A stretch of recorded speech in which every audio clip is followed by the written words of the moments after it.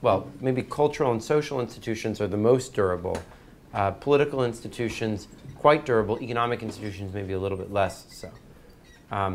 And when you talk about things in the long run of history, these long-term things like Asimov, Glen, Robinson about institutions, they're talking about stuff that's very durable institutions.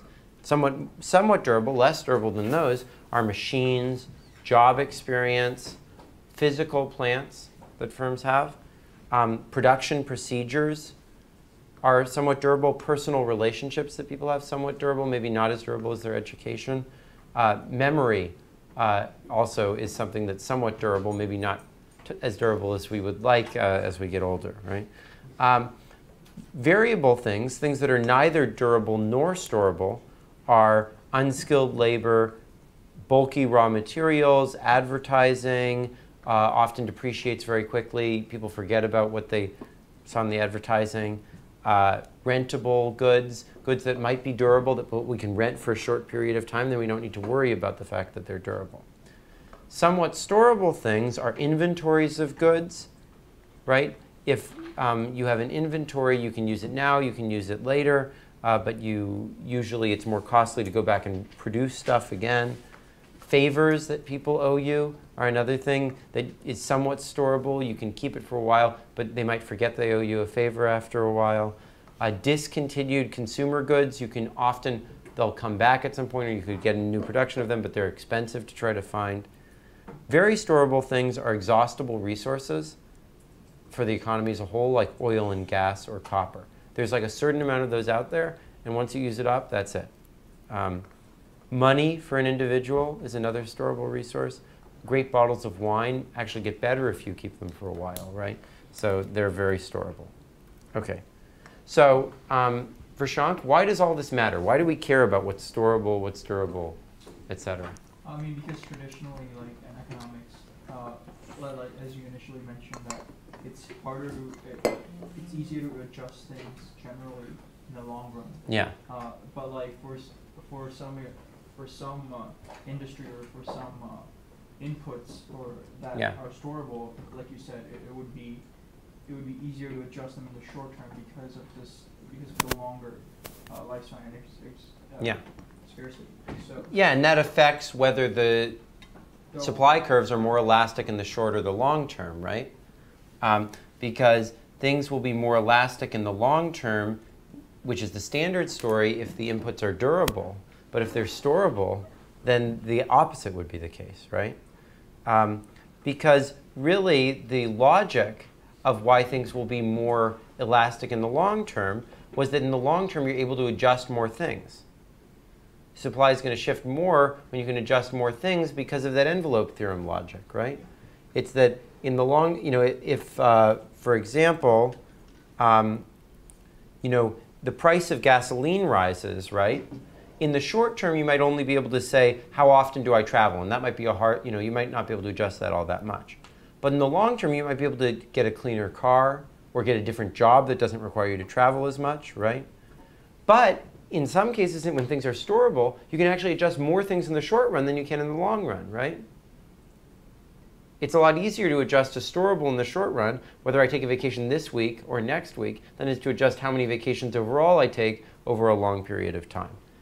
And therefore, by the same basic principle here, the Le Chatelier principle, you would be more elastic in the short run for storable things and more elastic in the long run for durable things. The Le Chatelier principle says that the more things you can adjust, the more elastic your response is. And this is basically the driving force behind the analysis of duration. Supply is more elastic over time frames when more things can be adjusted. And the key question here in all these things, as pointed out by what James was saying, is how things adjust relative to market opportunities. So if you have a durable, but it can be cheaply rented or cheaply rented to other people, so you don't have to keep having it, then it's not really a durable, because you can just consume the rental flow of it. If a storable can easily be offloaded at a fair market price or more of it purchased at a fair market price, then it's not really storable. It's all about what things you have to do yourself and are costly to interact with on the market. So I think that's the sense in which it's more often that things are durable. not that things are more durable than they are storable, but that it's often easier to offload storable things than it is to rent durable things. OK, so I now want to focus for a moment on the case of durables and use this to think about time and think about how durables help us think about how things behave over time. Now, everything that I'm going to say is going to be reversed in the case of storables, and you can use very similar logic to think about the opposite things in the case of storables. Now, taking time seriously raises questions about curves, like what is the relationship between the length of durability and the run? So like how long things endure, how does that relate to how, over what time scale things become more elastic? What are the short-term reactions to long-term shifts, and how does that relate to our analysis? What is long-term effect of having many short-term shifts? What if it's unclear initially how long a shock is going to endure? What does the actual time path of adjustments look like? And typically, people will model these things using dynamic models. And these explicitly have different time periods. But as I think you guys probably learned, if you've had any exposure to dynamic models, they can get very complicated and confusing. And what I'm going to try to do instead is, without doing any sort of dynamic models, just thinking through the stuff we've been talking about, try to give what I would call Marshallian dynamics, ways to think about these dynamic things just by thinking about how things would compare over different runs of a static model. OK.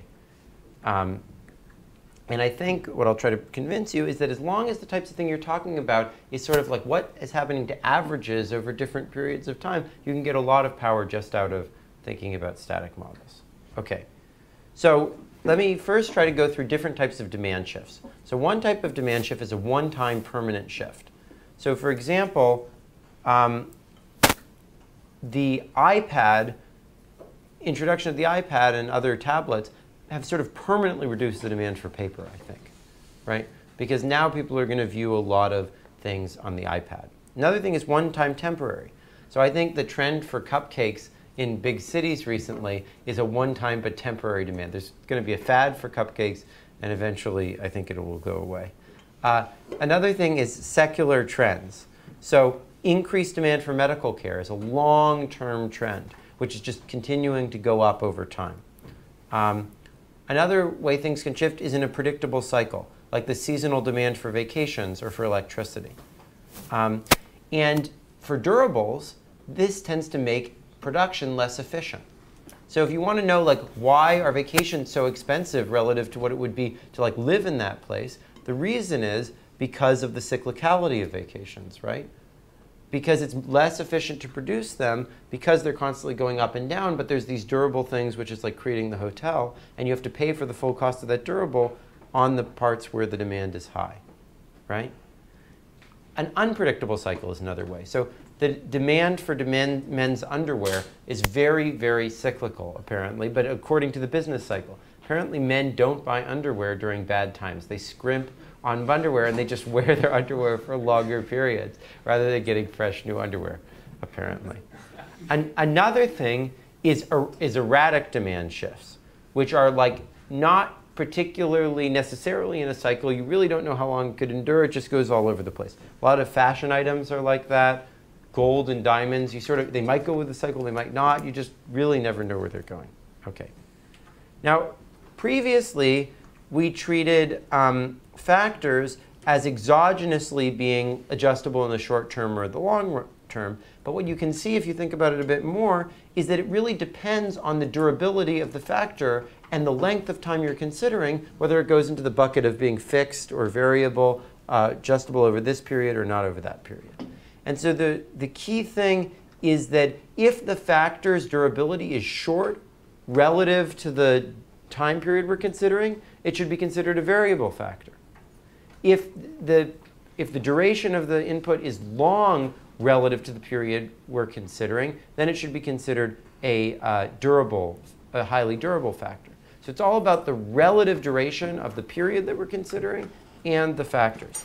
So let's consider some examples. Imagine that the run is 5 years and the factor is iPads. Vrushank, do you think that that would be a durable or a variable, or what sort of a factor would it be? So, okay, so the durability aspect of the iPad is rather, it changes the entire market, so it's a rather short. Oh no, I mean just like owning an individual iPad. I'm not saying like, imagine the factor is just purchasing one iPad. It's not like the entrance of the iPad into the market. It's just the purchase of one iPad for a particular company that might use it. Is that okay, then it's just variable because the 5-year run is like relatively small in terms of the company itself. Yeah, so the point is that the iPad, you're only going to keep it for a couple years anyways. So it doesn't, from the perspective of a 5-year run, it's a totally variable factor, right? On the other hand, imagine that you're talking about a 2-year run and building a whole new corporate campus. Does anyone want to say whether they think that's variable or durable? Yeah. That should be very fixed. Durable. Yeah. But it takes forever to build. I mean, it takes like 10 years usually to build a corporate campus, right? So over 2 years run, that's just something you can't adjust at all, right? How about 1-year run, and the factor is having within the company more investment banking analysts? Vrushank, what do you think about that? Well, I mean, investment banking analysts usually leave after a few years. Yeah. So I would assume that like the 1-year run is relatively small compared to like the amount of years that investment banking analysts are planning on living. Yeah, I think that's right. I think it's somewhere in between, because it's quite fixed, because you do need to train them for a while, so having them just for 1 year is not that valuable. But on the other hand, they can probably get some productivity in that year, unlike a corporate campus, which is just like a complete mess, and it's probably a negative subtraction actually during the period when it's being built, right? How about a 15-year run? And the question is soldiers to fight in foreign wars. Is Tony Leon here? No?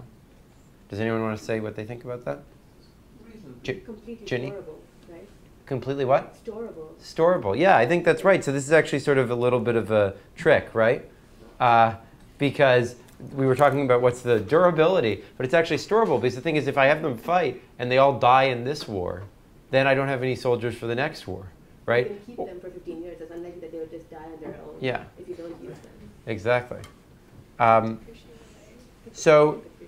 But on the other hand, soldiers to fight in a war is actually durable over the course of 3 months, because it takes a while to train them. So you see, depending on the time horizon you're talking about, they may either be durables or storables. So that's the key to thinking about all this stuff. Okay. So the relative utilization of fixed versus variable factors is determined by the fact that variable factors can be adjusted more quickly, and fixed factors have to stay fixed.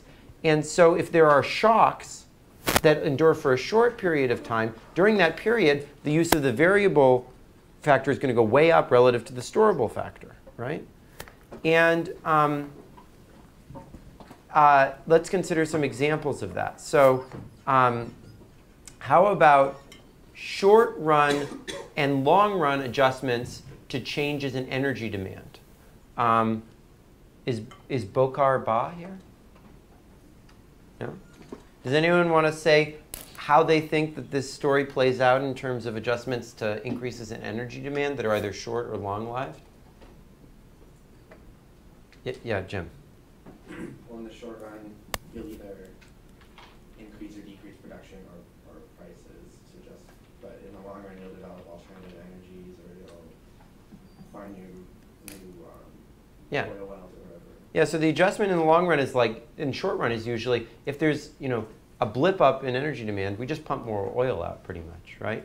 But if there's a long-term development, you might develop, say, shale gas, right? So it's because of the long-term increase in energy demand that shale gas was developed, but that took forever, right? Whereas in the short term, you would just pump out more oil. Another example of this is seasonal adjustments in agriculture. Is Nelson Auner here? No. Anyone want to talk about that? Prashant? Like over the long run, you can try to invest in more technology and like maybe invest in like a bit